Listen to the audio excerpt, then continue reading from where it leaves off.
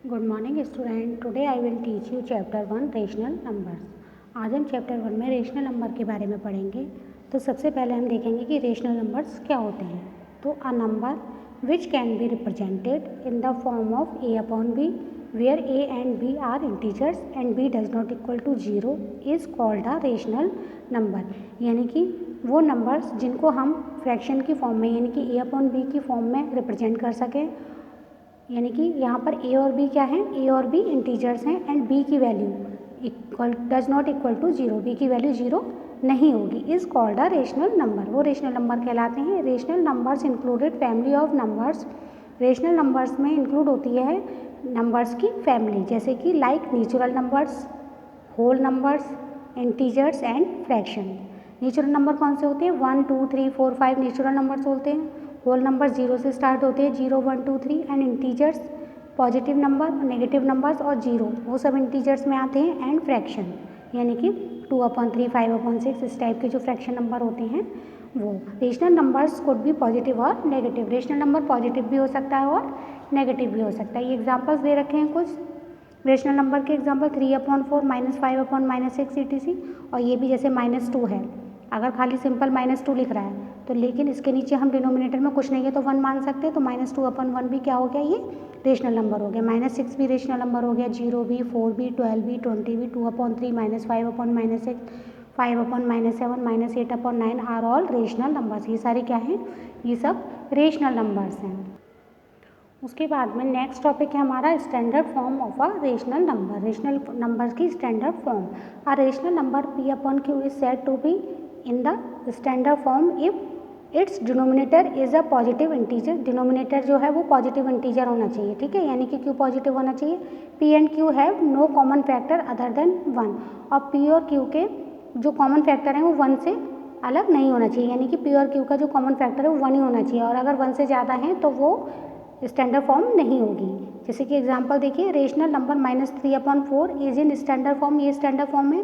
Rational number 3/-4 is not in standard form as denominator is a negative integer. Denominator क्या है, denominator negative integer है, इसलिए denominator में minus है, इसलिए ये स्टैंडर्ड फॉर्म में नहीं है। Rational number -4/12 is also not in standard form, ये भी स्टैंडर्ड फॉर्म में नहीं है, as 4 is a common factor of the numerator and denominator. 4 क्या है, कॉमन फैक्टर है न्यूमिनेटर और डिनोमिनेटर का। 4 1 4 कट जाएगा, 4 3 12, ठीक है। If a rational number is not in the standard form then it can be reduced to the standard form as illustrated.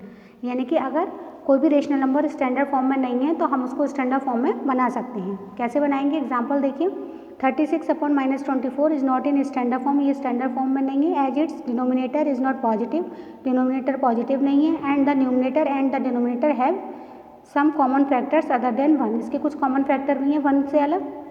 तो उसके लिए हम क्या करेंगे, सबसे पहले 36 और 24 का HCF निकालेंगे। HCF निकालना सबको आता है, प्रीवियस क्लास में आप पढ़ चुके हैं, ठीक है। 36 और 24 का HCF कितना आएगा, 12। इट मीन्स 36 और माइनस के 24 में हम 12 का डिवाइड करेंगे। 36 में भी 12 का डिवाइड करेंगे, माइनस के 24 में भी डिवाइड करेंगे 12 का। लेकिन देखिए यहाँ डिनोमिनेटर में माइनस है तो हमें माइनस हटाना है, ठीक है। माइनस कब हटाएंगे, तो माइनस हटाने के लिए हमें 12 का डिवाइड करना है, तो -12 का डिवाइड करेंगे, -12 का डिवाइड नीचे करेंगे, -12 का ऊपर करेंगे, क्योंकि डिनोमिनेटर में से हमें माइनस हटाना है। जब हम डिवाइड करेंगे तो माइनस से माइनस कैंसिल हो जाएगा, यहाँ 2 हो जाएगा, 12 2 24, और 12 का डिवाइड 36 में करेंगे तो माइनस के 3 आएगा। तो ये हो गई आपकी standard form. Now next topic है हमारा equivalent rational numbers. Equivalent rational numbers क्या होते हैं, जो इक्विवेलेंट रेशनल नंबर्स हैं वो क्या हैं, equivalent rational numbers are numbers that have the same value but are represented differently. Equivalent rational numbers वो नंबर्स होते हैं जिनकी वैल्यू सेम होती है लेकिन उनको रिप्रेजेंट कैसे होते हैं, डिफरेंटली, अलग अलग तरीके से रिप्रेजेंटेड होते हैं।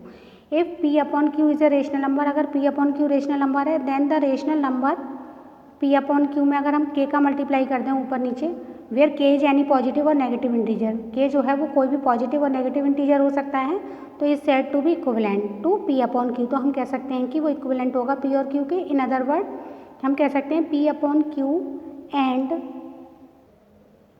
p/q multiply k are equivalent rational numbers for any integers, किसी भी इंटीजर्स के लिए, और k does not equal to 0, k की वैल्यू 0 नहीं होगी।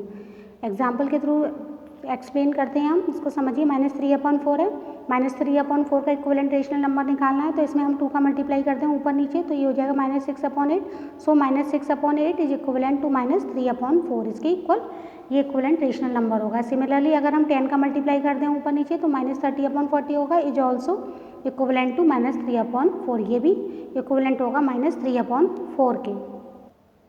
नाउ नेक्स्ट टॉपिक है हमारा absolute value of a rational number. Rational number की हम एब्सोल्यूट वैल्यू कैसे निकालते हैं, तो कैसे निकालेंगे एब्सोल्यूट वैल्यू, इसको एग्जांपल से समझेंगे। जैसे कि -1/2 है, ये एब्सोल्यूट का साइन लगाया है तो पॉजिटिव निकल आया 1/2। अगर 1/2 की एब्सोल्यूट वैल्यू निकालनी है तो एब्सोल्यूट का साइन लगाया आपने, 1/2 निकल आई, यानी कि चाहे वो नेगेटिव नंबर हो, नेगेटिव रेशनल नंबर हो या पॉजिटिव रेशनल नंबर हो, जब हम उसको एब्सोल्यूट वैल्यू निकालेंगे तो वो हमेशा पॉजिटिव होगी, यानी कि उसका न्यूमरेटर भी पॉजिटिव हो जाएगा और डिनोमिनेटर भी पॉजिटिव हो जाएगा। ओके, जैसे -1/2 है, तो इसकी अगर हम एब्सोल्यूट वैल्यू निकालेंगे तो -1 की एब्सोल्यूट वैल्यू और -2 की अलग अलग निकाल लीजिए।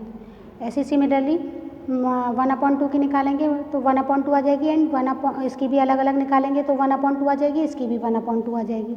सो 1/2 इक्वल टू 1/2 आ गई दोनों की absolute value. In general it can be stated as, इसको कैसे स्टेट करते हैं, P/Q, absolute value of P/Q equal होगी अलग अलग absolute value of P divide by absolute value of Q के। Okay, thank you.